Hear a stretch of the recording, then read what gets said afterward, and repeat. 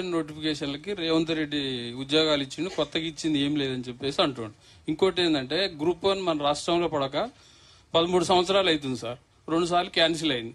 So అప్పటి నుంచి చదువుతున్నటువంటి వాళ్ళు ఉన్నారు. వాళ్ళందరూ ఇప్పుడు ఏజ్ బార్ 50 అబోవ్ అయింది. వాళ్ళందరూ డ్రీమ్ అదేగా చదువుతారు ఇప్పటికి కూడా.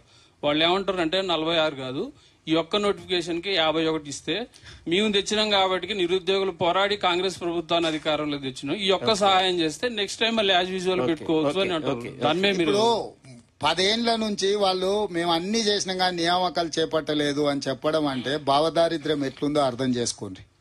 వాళ్ళకి సోయే లేదు వీళ్ళకి ఉద్యోగాలు ఇవ్వాలని. ఓడిపోయిన వినోద్ రావుకి ఎట్లా ఉద్యోగం ఇవ్వాలి, బండకేసి కొట్టిన కవితమ్మని ఎట్లా కుర్చీలో కూర్చోబెట్టాలి, మంత్రి పదవి ఇవ్వకపోతే హరీష్ రావు గారు 6 నెలలనే అన్నీ అయిపోయినట్టు డీలా పడిపోయి మంత్రి పదవి ఇచ్చే వరకు మామింటి చుట్టూత కాళ్ళు ఏళ్ళు పట్టుకొని మంత్రి పదవి తెచ్చుకొని వాళ్ళు ఒక్క నిమిషం కూడా తెలంగాణ రాష్ట్రం వస్తే కనీసం 1 గంట కూడా ఆలస్యం చేయలేదు. జూన్ 2, 2014 వస్తే కుటుంబం అంతా పొలోమనూరుకి ప్రమాణ స్వీకారం చేశారు. 10 ఏళ్ల నుంచి మీరు ఎందుకు చేయలేదు ఈ నియామకాలు? నియామకం అనేది చిన్న పని కదా, మాకు ఆ చిన్న పని కూడా చేయలేదు కదా. వీళ్ళకి ఎప్పుడు ఆలోచన సోయి బాధ్యత లేదు. బాధ్యతారహితంగా గాలికి వదిలేసి ఉంటే అన్ని కోర్టుల్లో ఉన్న కేసులను పరిష్కరించుకుంటూ ఒకటొకటిగా చిక్కుముళ్ళు విప్పుకుంటూ నియామకాలు చేసి 3 నెలల 30,000 ఉద్యోగ నియామకాలు నేను చేపట్టిన. ప్రతి పేరు ఇస్తా నీకు, ఎవరెవరికి ఉద్యోగం ఇచ్చినాం, ఆయా డిపార్ట్మెంట్స్ ఎలాంటి చిక్కుముళ్ళు ఉంటే మేము ఆ చిక్కుముళ్ళు నిప్పినామో నేను మీకు డీటెయిల్స్ ఇస్తా. సో ఈ ప్రభుత్వం అనేది నిరంతర ప్రక్రియ.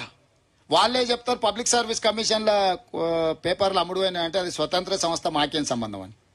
మరి స్వతంత్ర సంస్థ పనిచేసి ఎగ్జామ్స్ కండక్ట్ చేసి మొత్తం అన్ని రిక్రూట్మెంట్ బోర్డులు తీసుకున్న నిర్ణయాలు వీళ్ళకెట్లా అప్లై అవుతాయి? పేపర్లు అమ్ముకున్నప్పుడేమో పచ్చిగా దొరికినప్పుడేమో అది స్వతంత్ర సంస్థలు, నియామక సంస్థలు, ప్రభుత్వానికి ఏం సంబంధం? బాబామర్దులు ఇదే చెప్పారు కదా. మళ్ళీ ఇప్పుడు ఆ స్వతంత్ర సంస్థలు పనిచేసి నియామకాలు చేపడితే మళ్ళీ బాబామర్దులు అవి మేమే చేసినాం రేవంత్ రెడ్డి మేము వంట ఉండే ఆయన వచ్చి తెడ్డు తిప్పుతుండే అంటాడు.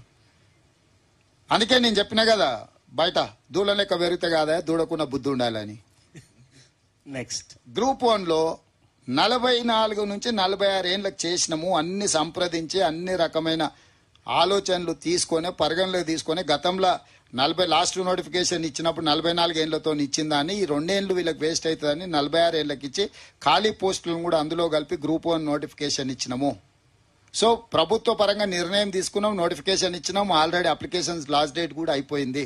కాబట్టి ఇంకా ప్రిపేర్ అయ్యి ఎగ్జామ్స్ రాసుకునే దాని మీద ధ్యాస పెట్టాల్సిందిగా నిరుద్యోగ యువకులకు సూచన చేస్తున్నా.